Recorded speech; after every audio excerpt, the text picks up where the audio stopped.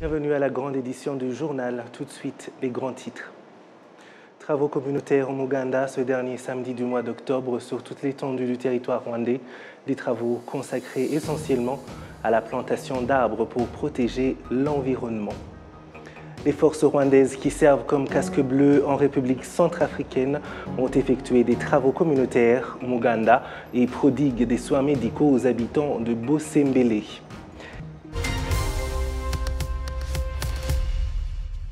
Encore une fois, bienvenue chers téléspectateurs de la télévision rwandaise. Je suis David Carmel Ingabire. C'est une joie de vous retrouver.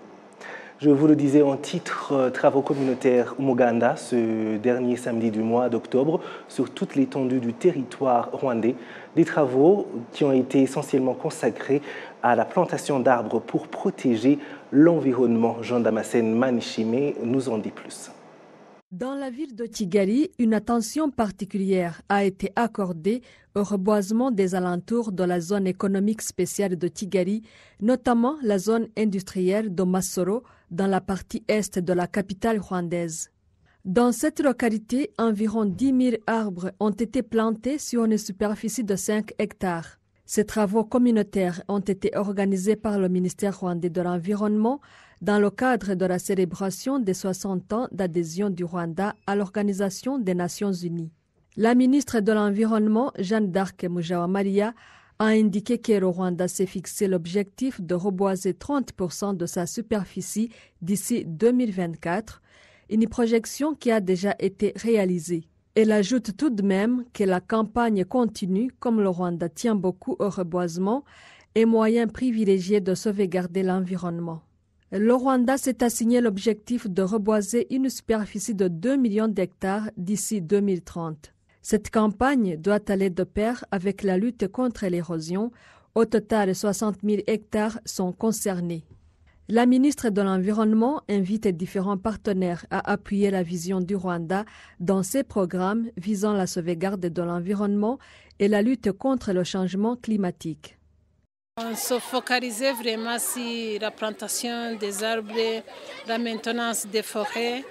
Et comme le thème d'aujourd'hui était planter un arbre, préserver le futur. Donc c'est un devoir pour tout Rwandais, même tout résident du Rwanda, de planter les arbres, de préserver le futur. Comme on doit lutter contre le changement climatique, donc on doit être prêt pour les effets néfastes que le changement climatique peut nous amener. Le message qu'on a donné aujourd'hui, c'est que tout le monde doit promouvoir la protection de la forêt. Tout le monde doit s'y mettre pour planter les arbres, soit à la maison, soit à côté des routes. Donc c'est un devoir de tout Rwandais de préserver le futur en plantant des arbres, en conservant les forêts. Le représentant du programme des Nations Unies pour le développement au Rwanda, Maxwell Gomera, a mis un accent sur l'importance de l'environnement dans le développement économique des pays. Il a montré qu'il est possible de construire une économie qui respecte l'environnement. Il a ajouté que la collaboration de tous les pays dans la plantation des arbres peut largement aider le monde à contenir les effets du changement climatique. Léoncie Kanzaire pour la télévision rwandaise. Les travaux communautaires ne sont pas une affaire des Rwandais seuls, puisque les étrangers vivant au Rwanda y participent aussi. Certains d'entre eux se sont confiés à nos confrères ce matin alors qu'ils prenaient part à l'Umuganda dans la ville de Kigali. Suivez. Je pense déjà que c'est une initiative unique, qu'un pays perçoive l'intérêt de tout ce qui est greening, de planter des arbres, de mobiliser les communautés pour qu'elles le comprennent. Et je pense que c'est une activité, une initiative que d'autres pays africains doivent émuler. Je pense que c'est extrêmement innovant. Je voudrais aussi signaler que j'en suis pas à ma première au Ouganda. J'ai déjà participé à Kamoni, à une opération de plantation d'arbres. J'ai participé avec Madame Mushukwabo à une opération dans la forêt de Kimirura. Et en tant qu'ambassadeur du Maroc, j'ai organisé 2 opérations au Ouganda de l'ambassade. Le Ouganda est événement, est une opération extraordinaire. Et je le dis, elle n'a vraiment réussi qu'au Rwanda. Et ce grâce à son Excellence, M. Paul Kagame, président de la République, qui a su comment inculquer, comment pousser la population à la solidarité. Et c'est une opération de solidarité, c'est une opération d'entraide. Par exemple, ce matin, nous avons planté plusieurs milliers d'arbres et venant à l'érosion et venant à tout ce qui est climatique, tout ce que nous avons fait aujourd'hui pourra contribuer à stopper l'érosion et replanter toute cette région qui l'était déjà à l'origine.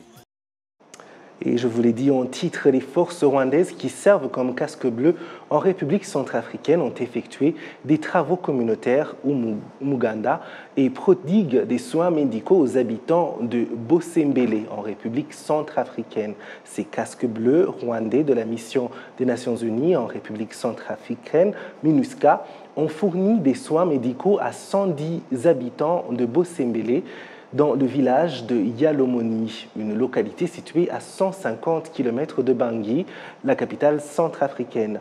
Ces travaux consistaient à débroussailler la construction d'un stock de commerce de bétail pour la communauté locale. Au cours de ces travaux communautaires, les forces rwandaises ont également distribué gratuitement des moustiquaires imprégnés aux femmes enceintes de cette localité. Au nom des autorités centrafricaines, le maire du district de Bosembele a remercié les casques bleus rwandais pour leur soutien et a salué l'étroite collaboration entre les casques bleus et les habitants de Bosembele. Et toujours sur le même sujet des travaux communautaires au Muganda, nous nous rendons directement à Houye pour suivre notre confrère. À Houye, les travaux des activités communautaires se sont déroulés dans le secteur de Ruhasha, là où les différentes agences onusiennes œuvrant au Rwanda se sont joints aux différentes autorités du district de Houye et à la population de Houye dans les travaux communautaires. Les activités se sont concentrées à la lutte contre l'érosion, là où la population, en collaboration avec ces différentes autorités, ont planté des arbres mélangés aux arbres fruitiers dans des champs des populations. On a planté plus de 500 arbres fruitiers qu'a donné l'agence onusienne chargée des réfugiés dans ces activités. Pour plus de détails, laisse-moi vous passer le représentant de HCR au Rwanda répondant au nom d'Aboubacar Bamba. C'est une très bonne initiative. Et en tant que membre des Nations Unies, je supporte cette initiative. Et nous sommes heureux de participer avec nos équipes et on sera heureux de revenir encore pour voir comment les plantes ont grandi et aussi planter d'autres arbres. C'est une lutte commune. Et rappelons que ces agences onusiennes ont préféré se joindre au district d'Houye dans le cadre de fêter ou célébrer les 60 ans que le Rwanda vient de passer en tant que membre de l'Organisation des Nations Unies. Consolate Kamagaju à Houye. Merci beaucoup à notre consoeur Kamagaju depuis Houye.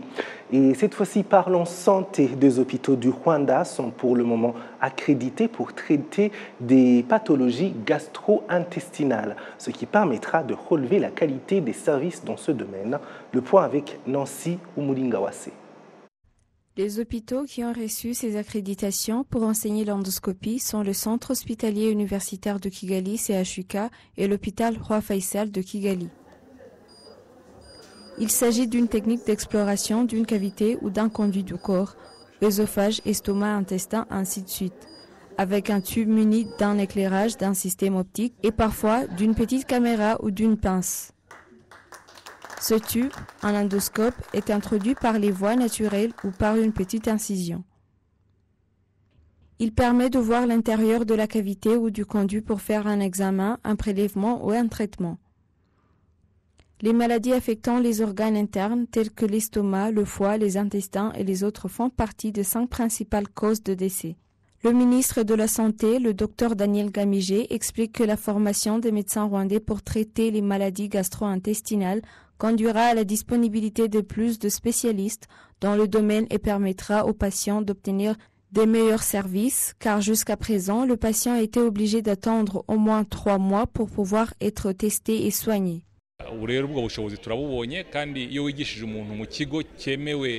Et quand tu as une belle opportunité, ça veut dire que le niveau d'éducation dans le pays est plus haut, c'est que le matériel. Il considère aussi le pouvoir pour obtenir un grand nombre de docteurs qui seront orientés dans différents hôpitaux pour qu'un patient qui sera dans telle province nécessitant le service d'endoscopie sera facilité à avoir les docteurs, le matériel dans chaque hôpital provincial. Comme ça, pour avoir un service rapide facilement et sans qu'il vienne à Kigali. Et celui qui a un transfert est examiné après au moins 3 mois.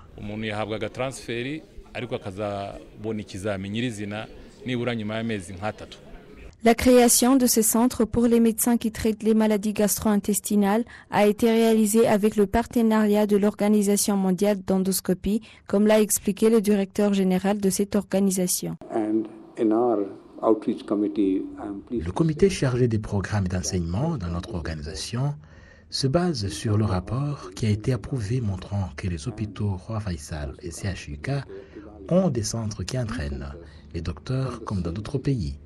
On ne trouve pas normalement des hôpitaux similaires dans une même ville, mais il y aura 2 à Kigali. L'année passée, j'ai rendu visite à l'hôpital militaire du Rwanda.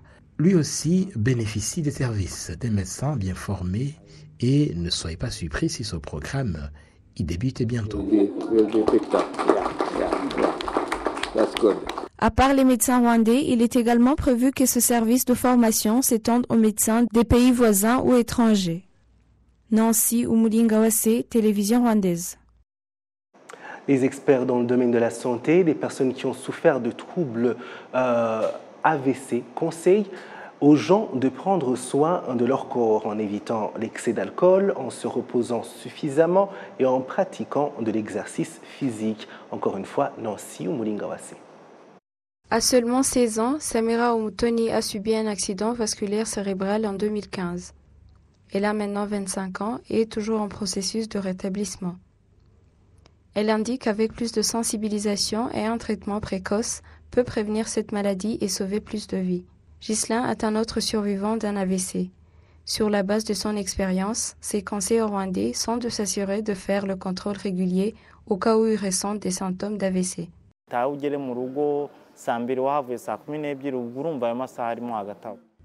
Une personne devrait être responsable de sa santé. Vous ne pouvez pas travailler 12 ou 13 heures par jour et rentrer chez vous à 20 heures et pourtant vous êtes parti à 6 heures le matin. Et pas de repos le week-end, vous finissez par être trop fatigué et dans la mesure où vous avez de la difficulté à voir, ce qui est une indication sérieuse que vous n'allez pas bien.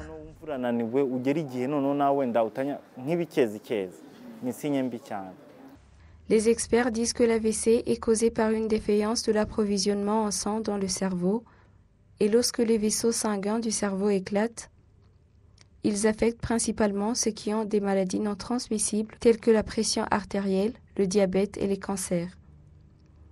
Le docteur Évariste Ntaganda du Centre biomédical du Rwanda conseille à chacun de considérer les mesures qu'ils tiennent habituellement pour acquises. Le 29 octobre de chaque année, c'est la journée mondiale de l'AVC, où une plus grande sensibilisation est créée sur cette maladie, non seulement par le gouvernement, mais aussi par le secteur privé. Les autorités sanitaires montrent que l'AVC est désormais la 3e cause de décès dans les pays en général. L'OMS montre que 398 000 personnes sont mortes de cette maladie en 2016. Nancy Umulingawase, télévision rwandaise. Vous suivez la grande édition de Rwanda TV. Les églises chrétiennes du Rwanda assurent qu'elles vont contribuer à la création de familles sûres et sans conflit à travers des ministères mis en place par ces églises afin de prendre soin des familles. Tuyisenge Jean-Marie Vianney et Mugeni Gloriose vivent en tant que mari et femme depuis plusieurs années. Les deux disent que pour qu'une famille soit en bon équilibre, il faut une cohésion entre l'homme et la femme. Dans une famille équilibrée, on va retrouver l'amour, la paix et un respect mutuel entre des époux, ainsi que des valeurs partagées qui vont leur permettre de bien éduquer et de prendre soin de leurs enfants. Comme nous nous le promettons le jour du mariage, la famille doit être bâtie sur cette promesse de se soutenir mutuellement dans le bon comme dans le mauvais. Les conséquences de l'éclatement de la famille sont l'une des raisons pour lesquelles Bethesda Holy Church a étendu ses activités en créant un ministère qui s'occupera des problèmes familiaux.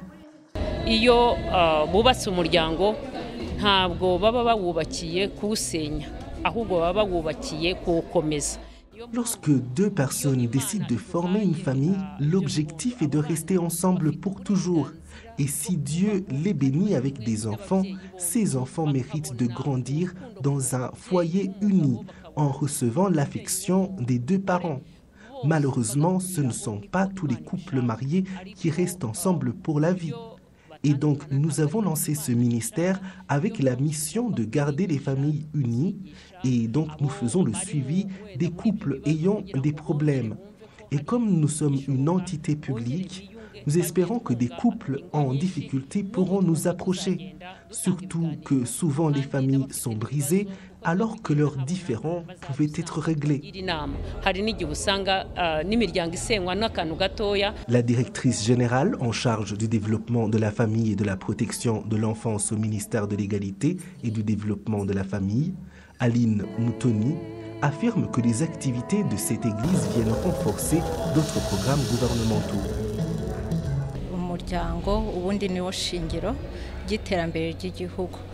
La famille est la base du développement du pays. Mais nous le voyons actuellement, les familles rencontrent beaucoup de défis. Et ce nouveau programme viendra s'ajouter aux efforts et activités du gouvernement et ses partenaires pour soutenir les familles.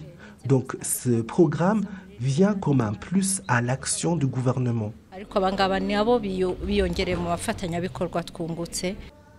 Les activités de ce programme chrétien pour le suivi des familles mises en place par Bethesda Holy Church se concentreront sur l'accompagnement des familles vivant dans le conflit, l'aide aux familles vulnérables et la construction de crèches gratuites pour que ces parents démunis puissent aller travailler afin d'assurer la sécurité et le futur de leurs enfants.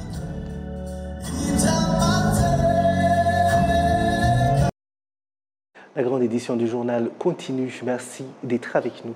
Les jeunes qui viennent de centres correctionnels se réjouissent des connaissances qu'ils y ont acquises car elles leur serviront dans le cadre de refaire leur vie en effectuant des activités rentables et contribueront par conséquent à leur développement en personnel. Ceci a été indiqué lorsque ces jeunes visant à coopérer avec la police nationale, il a été attribué le nom de Imboni Zimbinduka Mutelambere pour dire les témoins de changement pour le développement.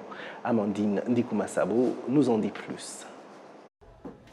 Il y a de cela 10 mois, Kwasi Yvonne a fini son séjour au centre correctionnel de Gitagata, situé en district de Ugesila. Elle exprime ce qu'elle a comme reconnaissance.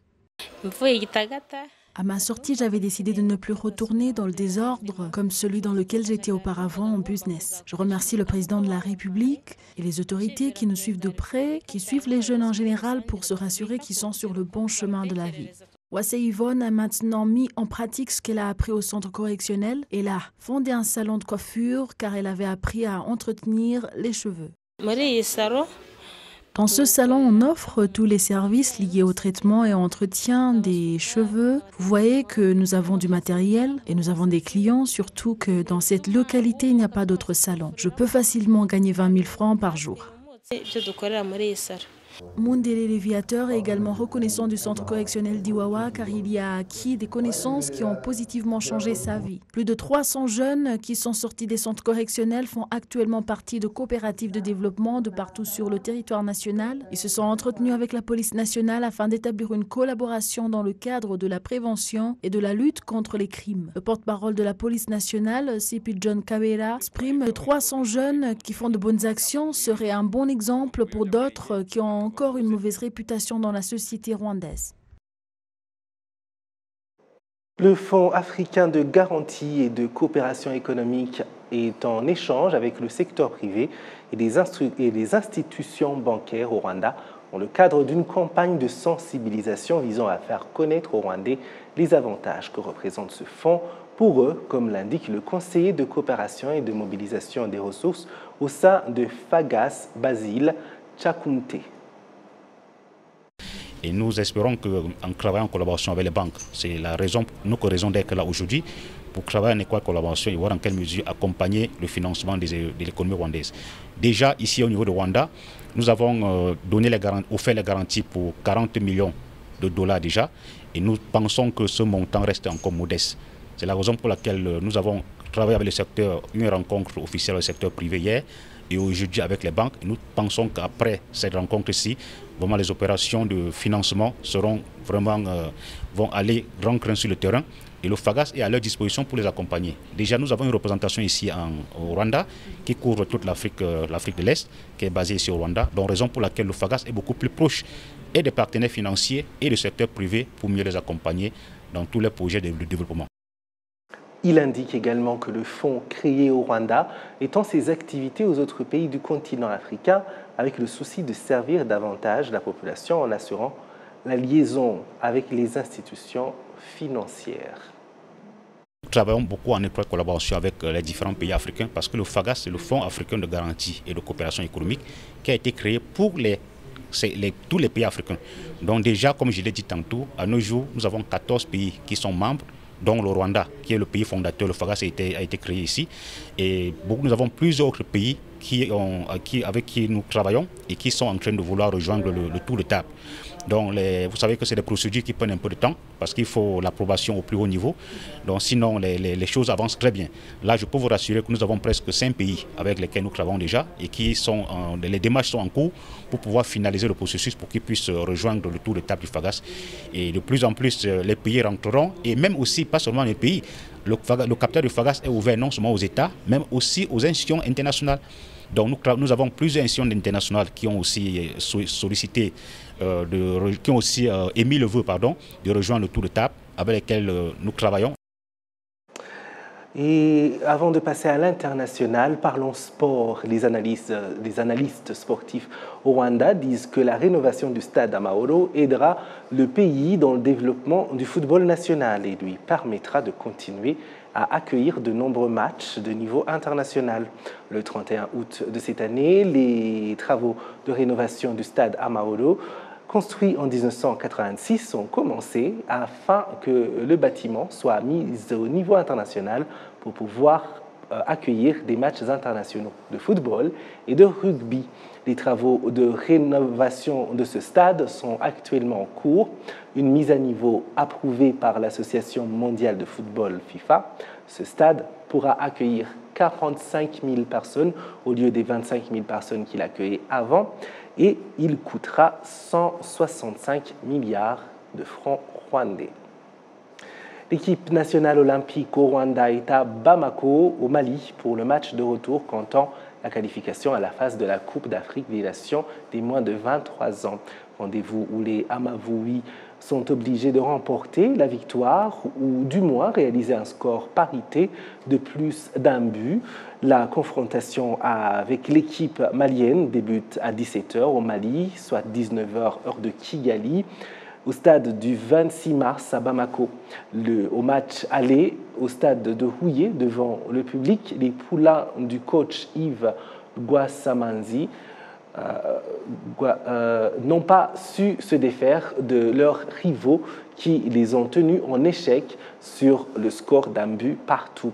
Les aigles maliens jouissant non seulement un avantage psychologique, mais également celui d'un but mal marqué à l'extérieur qui vaut double selon le règlement de la Confédération africaine de football, CAF, qui ne l'a pas encore modifié à l'instar de la Fédération européenne notamment.